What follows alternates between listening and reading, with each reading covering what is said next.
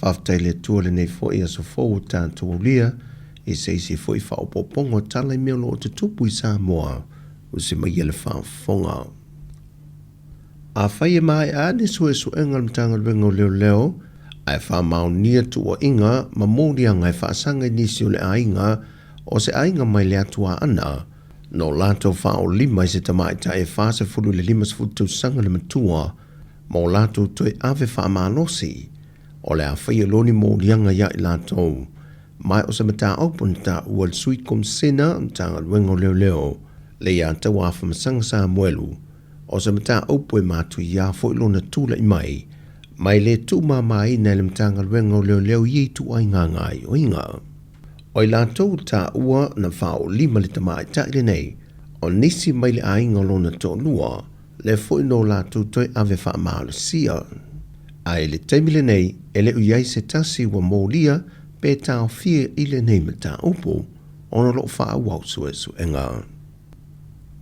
Wa taimua nile u whainga luenga le company va lele le Sāmoa Airways, ele whaia leo sia kia mata i tu wina ile au whainga luenga e o lava i au ave va lele, pe o lātou whaonga ina whala au whaasa ina, i teimia whaatino ai o lātou tiute, ai maise o le whiawe a ina o le mamalu le atu nu i lungo le ea, ina ia mauti no le saonga le mū.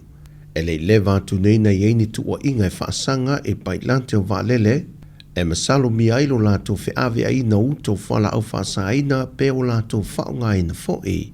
Mai o ta iala lava ia o lo lima ta ita ina inga ruenga whapea, e na ia mauti no le saonga le mua le soifu o tangata whemalanga ai. Pe o nisila fia, o le tasi ni o tua oio whemalanga inga whaavao malo e ala i lungo vaalele, le foi o lo wha mawina i pēr mtanga ruenga leo leo inisi o taimi, le ofi mai e o whala au whaasai nei le atunu. Mai mana tuail wha ululunga company vaalele le atunu, o se whaata ita inga le foi lea mō mtanga ruenga umale malo, e na ia ato o toa le mawhau i whaatino i nai ngā ruenga, ma le au o nangai le atunu.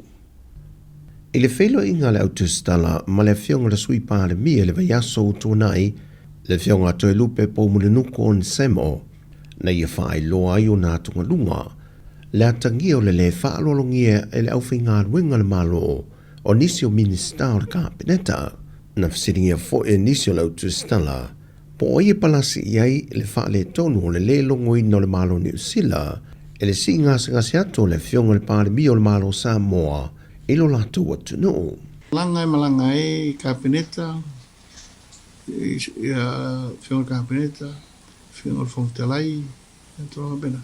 E whai le warrant o le toisea, absence ha. O e tau eo, e awel whautuanga kabineta i leo mana. Ia i le tulang, o le whakai, e circulate, i mta ngā ruenga, mōr silfia. Mfatino i ngā luenga tal whengai. E peo inana, o ila la ngā luenga ili fatino la tu ngā luenga tal whengai. O ina, mātou te le tusi le lima. Ia nei whapea ne fwoi leo whai ngā luenga o mātou wapea nā, ao lea ngā ngā ia. Ia o ngā tulanga nei. O lo mana. Ia li si whono ni mātou ua liwa yesu.